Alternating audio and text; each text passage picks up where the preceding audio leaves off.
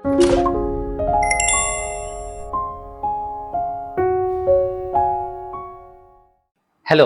आप सब लोगों को वेरी गुड मॉर्निंग। डे 19। अभी हम लोग वर्ड्स को डील करते हैं।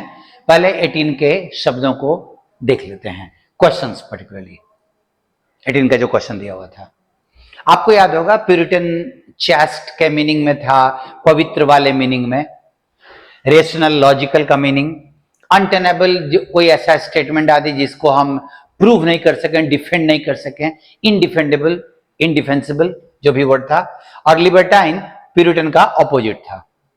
तो प्यूरिटन का ऑपोजिट अगर डालना हो तो तुम्हारा वांटन चला जाएगा और लिबर्टाइन का सिनोनिम हो जाएगा।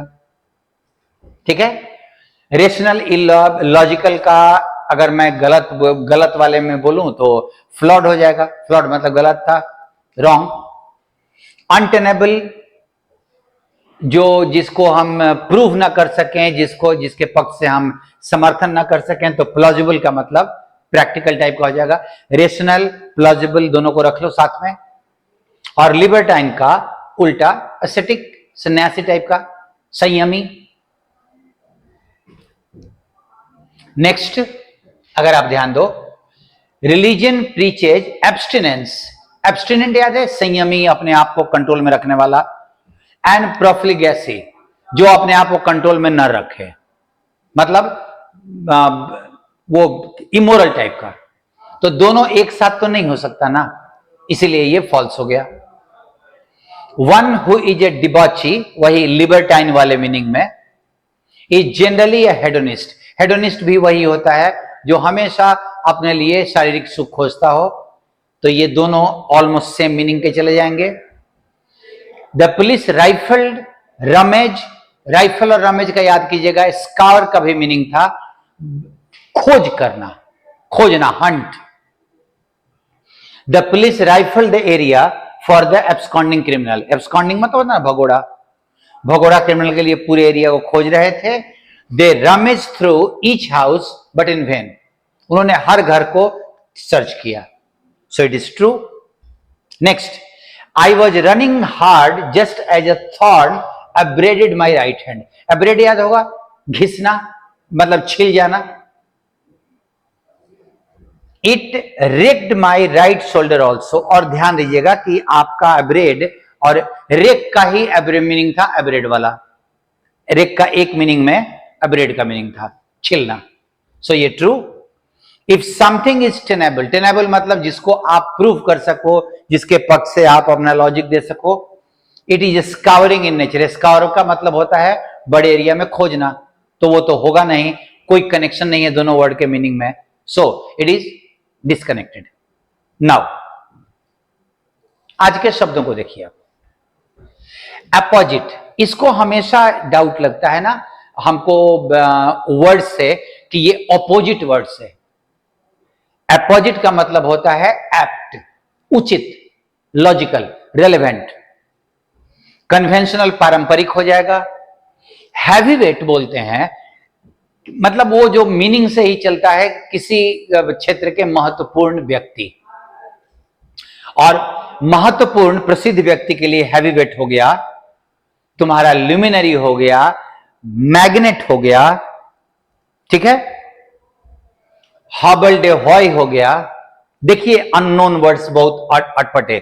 डिग्निटरी हो गया। ये सब अपने क्षेत्र के महत्वपूर्ण व्यक्ति। इरेलेवेंट, जो रेलेवेंट ना हो, इलॉजिकल। अपोजिट का अपोजिट हो जाएगा। एक दो वर्ड को देखो जानबूझ के मैंने रखा है। नोबडी का मतलब होता है जिसका कोई महत्व नहीं हो, वो अपने प्रोनाउन के तौर पे नहीं, वर्ड मीनिंग के तौर पे। और समबडी का मतलब इंपॉर्टेंट। तो हैवी वेट को आप समबडी भी बोल सकते हो, और उसका ऑपोजिट नोबडी हो जाएगा। एप्ट हो गया, उचित, वही अपोजिट वाला मीनिंग में। हबल्ड है इंपॉर्टेंट व्यक्ति, ल्यूमिनरी इंपॉर्टेंट व्यक्ति, डिग्निटरी, हबल्ड है ल्यूमिनरी। नन एंटिटी ठीक उसका ऑपोजिट, जिसका नोबडी वाले मीनिंग में, कोई महत्वपूर्ण नहीं हो वो। अब आपका अगर स्क्वाड भी बोलते हो तो ये भी नोबडी के इंपॉर्टेंट के सेंस में आता है। स्क्वाड, सॉरी अनइंपॉर्टेंट के सेंस में, जो नन एंटिटी का सिनोनिम हो जाएगा, ठीक है।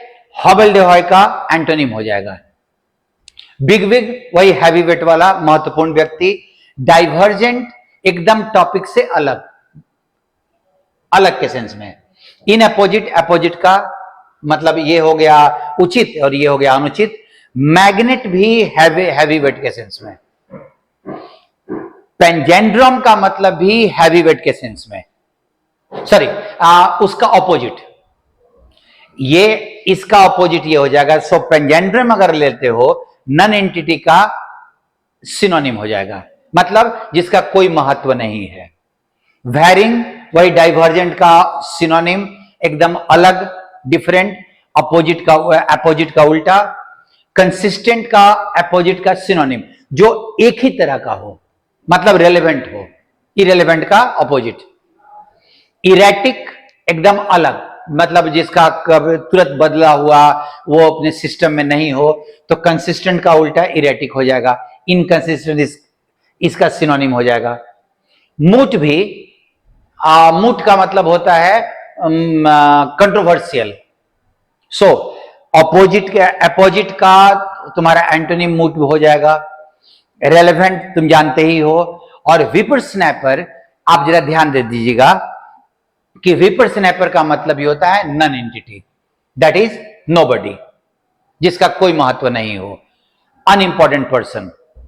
सो आपके पास अगर एक पेंजेंड्रम लो तो पेंजेंड्रम एक महत्वपूर्ण व्यक्ति हो जाएगा, और बाकी के जितने भी नए वर्ड दिखाई पड़ रहे हैं आपके पास, जैसे विपर स्नैपर है, जैसे तुम्हारे पास हॉबल डेहॉय है, ये सारे तुम्हारे नन एंटिटी अनइंपॉर्टेंट पर्सन के सेंस में आ जाएगा। अब आप इस लॉट में बहुत नए नए वर्ड्स आपके पास हैं, and take care of that, उसका ध्यान रखना। अब टेंजेंशियल का नाउन टेंजेंट और एडवर्ब टेंजेंशियल हो जाएगा।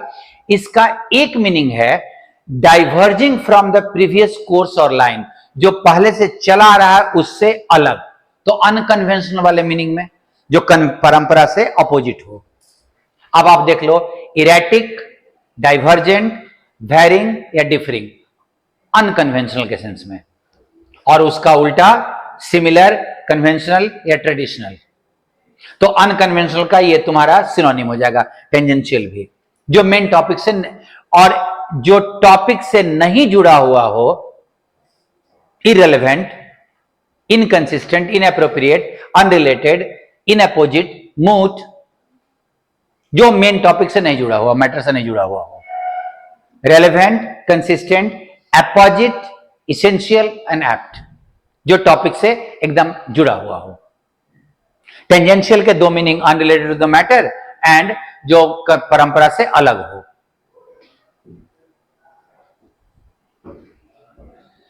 पिपिस्क्विक, पिपिस्क्विक का मतलब a person consider to be insignificant, ऐसा व्यक्ति जिसको माना जाता है कि वो महत्वहीन है, उसका कोई महत्व नहीं है।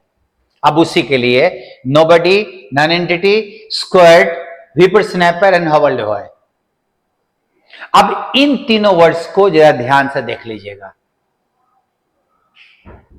और इसका एंटोनिम, जो महत्वपूर्ण व्यक्ति हो अपने एरिया का, somebody, dignitary, bigwig, heavyweight, luminary, magnate and panjandrum. नया आपका इसमें स्क्वाड, विपर स्नैपर, हॉबल डेहॉय और उसका अपोजिट पेंजेंड्रम। आई होप कि इस लॉट में आपको काफी सारे इंटरेस्टिंग नए वर्ड्स मिलेंगे, और आप एक काम करो, वर्ड्स के प्रति थोड़ा इंटरेस्ट डेवलप किया जाए। अब ऐसा नहीं है कि सारे वर्ड्स मेरे दिमाग में भी होते हैं, लेकिन वो रिवीजन जैसे अभी हुआ ना, तो वो काम कर जाएगा, क्योंकि ये सब सिनोनिम एंटोनिम में आपको ज्यादा मिलेंगे और कहीं नहीं मिलेगा ये। आई होप कि ये डिस्कशन आपको अच्छा लगा होगा। मिलते हैं अगले वाले लॉट के साथ। Thank you.